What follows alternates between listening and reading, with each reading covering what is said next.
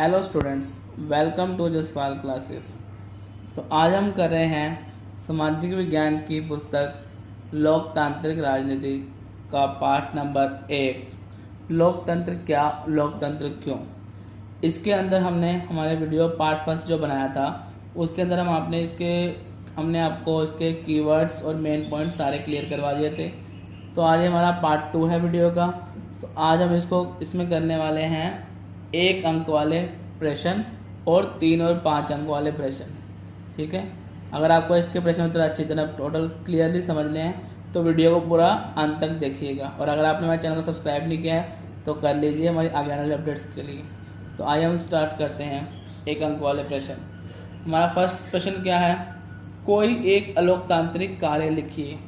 अब लोकतंत्र क्या होता है, जिसमें लोगों द्वारा सरकार चली जाती है। तो अलोकतांत्रिक कार्य क्या हो गया, जिसमें चुनाव आयोग का स्वतंत्र ना होना। ठीक है, तो इसमें तुम आंसर लिख सकते हो चुनाव आयोग का स्वतंत्र ना होना, यानी जो चुनाव आयोग हो रहा है वो स्वतंत्रता मतलब पूरी तरह से पूर्ण रूप से नहीं है। ठीक है, तो वो अलोकतांत्रिक कार्य है। ठीक है, सेकंड क्वेश्चन है हमारा, उस नेता का नाम बताइए जिसने जर्मनी में तानाशाही सरकार की स्थापना की। तो इसका आंसर है हमारा हिटलर। ठीक है, तो ये हमारे 2 क्वेश्चन क्लियर हो गए। थर्ड क्वेश्चन हमारा, किसी एक ऐसे देश का नाम बताएं जो लोकतांत्रिक नहीं है। जो लोकतांत्रिक देश नहीं है तो वो हमारा कौन सा देश है, म्यांमार। ठीक है, फोर्थ क्वेश्चन है हमारा, अब्राहम लिंकन ने लोकतंत्र को कैसे परिभाषित किया। इसकी डेफिनेशन हमने आपको पार्ट फर्स्ट में करवाई थी, तो वो हमारे आप वीडियो में लिंक मैंने आपको डिस्क्रिप्शन में दे दिया, वहाँ जाकर आप देख सकते हैं। ठीक है, वैसे मैं आपको बता देता हूँ क्या है, ऐसी सरकार जो लोगों की हो, लोगों के लिए हो और लोगों द्वारा बनाई गई हो, तो उसे लोकतंत्र कहा जाता है। ये डेफिनेशन अब्राहम लिंकन ने कही थी लोकतंत्र के पक्ष में। ठीक है, हमारे पार्ट फर्स्ट में इसकी पूरी डेफिनेशन है, आपसे आप देखकर लिख सकते हैं।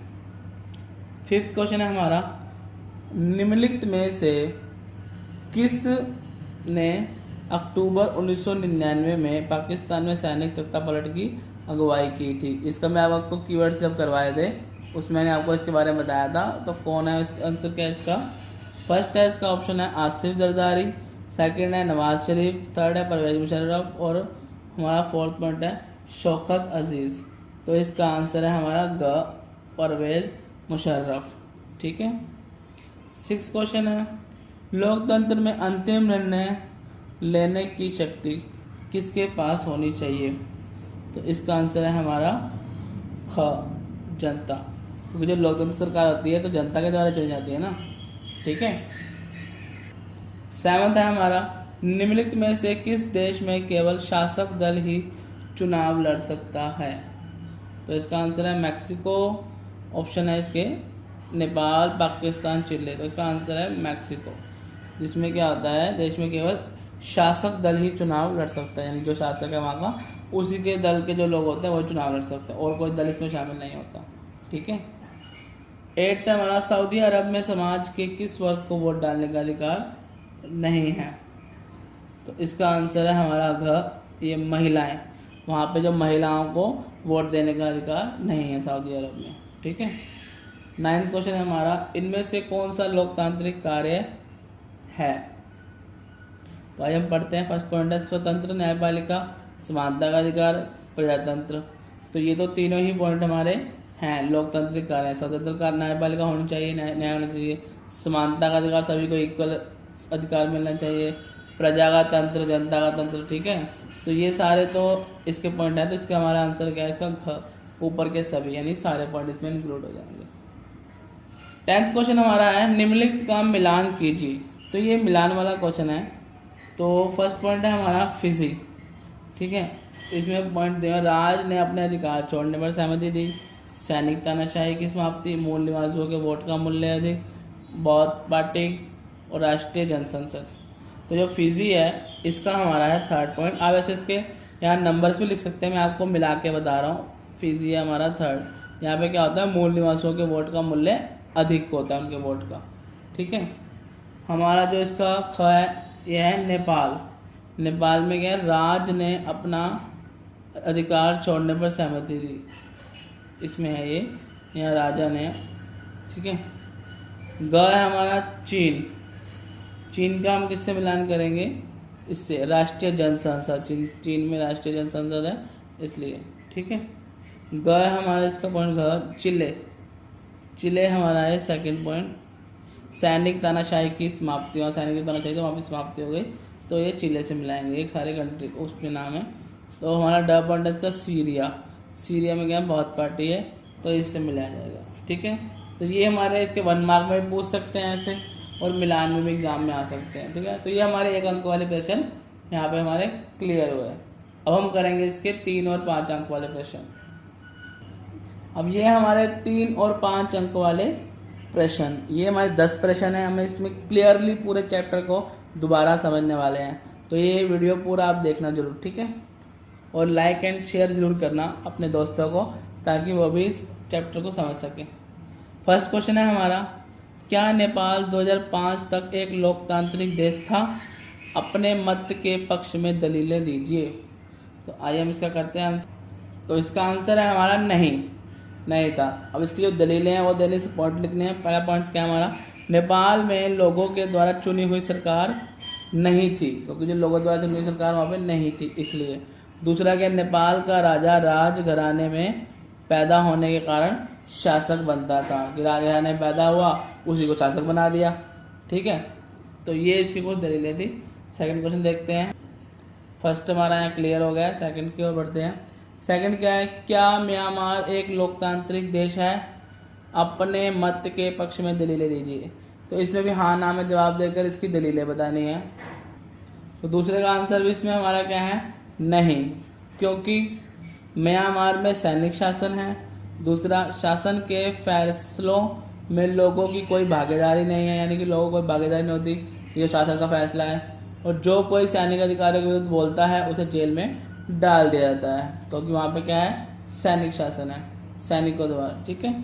तो ये हमारा हो गया सेकंड क्वेश्चन क्लियर। थर्ड है हमारा, क्या सऊदी अरब एक लोकतांत्रिक देश है? अपने मत के पक्ष में दलीलें दीजिए। तो थर्ड का आंसर है नहीं। क्यों नहीं है? सऊदी अरब के शाह लोगों के द्वारा चुने जाते राजा परिवार में जन्म लेने के कारण यह एक हक पाया है, और वहाँ पर महिलाओं को वोट डालने का कोई हक नहीं है। फिफ्थ क्वेश्चन है हमारा, लोकतंत्र की मुख्य विशेषताएं लिखिए। तो लोकतंत्र की मुख्य विशेषताएं क्या है?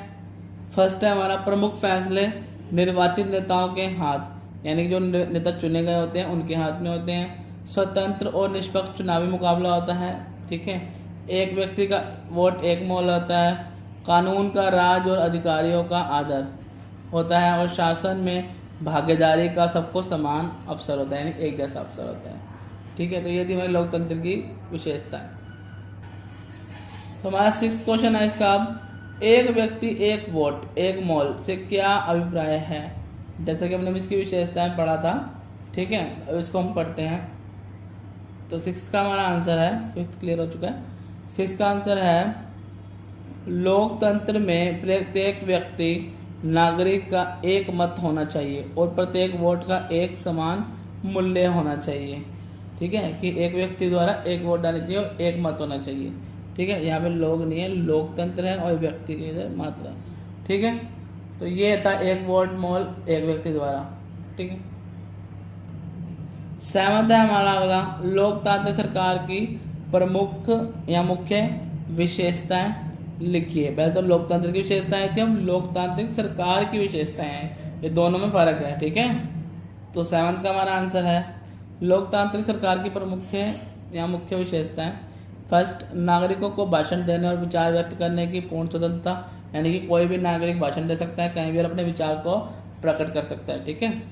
स्वतंत्र और निष्पक्ष रूप से काम करने की आज्ञा, ठीक है, यानी जो काम करने की पूरी आज़ादी है, छूट है लोगों को। राजनीतिक दलों को स्वतंत्र रूप से काम करने की पूर्ण स्वतंत्रता, जो राजनीतिक दल बनाए जाते हैं पार्टी वगैरह, उनको पूरी तरह से काम करने की आज़ादी।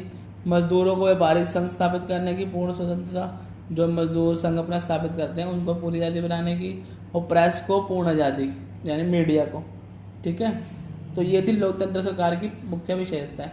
लोकतंत्र की विशेषता अलग है और लोकतंत्र की सरकार की विशेषता अलग है। दोनों को कभी मिक्स मत करके आना एग्जाम में, ठीक है। नेक्स्ट है हमारा 8th क्वेश्चन, गैर लोकतांत्रिक सरकार के कुछ सामान्य लक्षण लिखिए। तो गैर लोकतांत्रिक सरकार क्या है, विशेषता लक्षण, लोक सरकार और उसकी नीतियों की आलोचना नहीं कर सकते, यानी कि अब जो लोक सरकार कोई भी कुछ भी करती जाए, कुछ भी पॉलिसी बना दी जाए तो हम उसके बारे में कुछ नहीं बोल सकते, तो इसमें ये होता है क्योंकि गैर लोकतांत्रिक सरकार है। शासनकर्ता सर्वसर्वा होता है, मतलब जो शासन कर रहा है सब कुछ उसी की मर्जी चलेगी भाई। विपक्षी दलों का कोई स्थान नहीं, वो जो विपक्षी दल बनाया गया है वो भी नहीं होंगे बीच में। मजदूरों को भी बाहरी संघ स्थापित करने की अनुमति भी नहीं दी जाएगी, और प्रेस को पूर्ण आज़ादी प्राप्त नहीं होगी, मीडिया को, ठीक है। क्योंकि ये क्या है, गैर लोकतांत्रिक सरकार के लक्षण है, जहाँ पे लोकतांत्रिक सरकार स्थापित नहीं होती, लोगों की सरकार नहीं होती, तो वहाँ लोगों की भी नहीं सुनी जाती, ठीक है। 9th क्वेश्चन देखते हैं क्या है। 9th क्वेश्चन है हमारा, लोकतंत्र के पक्ष में कोई 5 तर्क दीजिए। तो लोकतंत्र के पक्ष में ये 5 तर्क हमारे इस प्रकार हैं। पहला है शासन का अधिक जवाबदेही वाला स्वरूप, ठीक है। बेहतर निर्णय लेने की संभावना होती है, नागरिकों का भी सम्मान होता है लोकतंत्र के पक्ष में, जो ये तर्क दिए जा रहे हैं इसमें। मतभेदों टकरावों को संभालने का तरीका उपलब्ध होता है, ठीक है, यानी कुछ भी डिस्प्यूट वगैरह पैदा हो जाए, टकराव हो जाए, उसको सुधारने का संभालने के लिए जो सारे कानून वगैरह लॉ होते हैं, ठीक है। गलतियों के सुधार के अवसर भी होते हैं। तो ये था लोकतंत्र के पक्ष में, ठीक है। यहाँ लोकतंत्र के बारे में जो ये चीज़ें थी अच्छी थी वो बताई गई हैं। अब जैसे ये पक्ष है तो कुछ भी लोग विपक्ष में भी होते हैं, यानी खिलाफ भी होते हैं। 10th क्वेश्चन हमारा वही है। 10th क्वेश्चन है हमारा, लोकतंत्र के विपक्ष में कोई 5 तर्क दीजिए, ठीक है। आगे ना 10th क्वेश्चन है, यानी खिलाफ या विपक्ष में तो एक ही बात है। तो हमारा 10th का आंसर है लोकतंत्र के खिलाफ 5 तर्क। अस्थिरता है, यहाँ पे स्थिरता नहीं है, फैसलों में देरी होती है, भ्रष्टाचार की संभावना है, ठीक है, करप्शन ज़्यादा फैल गया, चुनावी प्रक्रिया महंगी होती है, बहुत ज़्यादा पैसा खर्च हो जाता है इलेक्शन में, ठीक है। नेक्स्ट है, सामान्य लोगों को सरकार चुनने का फैसला लेने में कठिनाई होती है। जो सामान्य लोग होते हैं उनको पता नहीं होता सरकार कैसे चुने, किसको वोट डाले न डाले, ठीक है। तो लोकतंत्र के खिलाफ ये 5 तर्क थे। जैसे होता है ना डिसएडवांटेज और एडवांटेज, तो ये वही हैं। जो पक्ष में 5 तर्क हैं वो इसके एडवांटेज है, और डिसएडवांटेज में जो खिलाफ में है बस, ठीक है। तो कुछ भी क्वेश्चन आ जाए, अगर पक्ष में आ जाए या उसके हक में आ जाए तो पक्ष वाले ये तर्क लिखने हैं, और विपक्ष आ जाए, खिलाफ आ जाए या उसकी कमियां आ जाए तो फिर भी लोकतंत्र के यही आंसर लिखना है आपको एग्जाम में। आप इसको थोड़ा और आगे भी एक्सप्लेन करके लिख सकते हैं, जैसे मैंने आपको समझाया तो एक्सप्लेन करके लिख सकते हैं, ठीक है। तो ये यहाँ पे हमारे सारे 3-5 अंक वाले प्रश्न भी क्लियर हो गए। 10 क्वेश्चन थे, तो ये हमारा चैप्टर यहाँ क्लियर होता है। अगर आपको अच्छा समझाया हो तो हमारे चैनल को लाइक जरूर कीजिए और शेयर कीजिए, ताकि दूसरे बच्चों को की भी ये चैप्टर के उनको पता लग सके उनके बारे में, ठीक है। और अगर हमारे चैनल को सब्सक्राइब नहीं किया तो सब्सक्राइब कीजिए। Okay, thank you.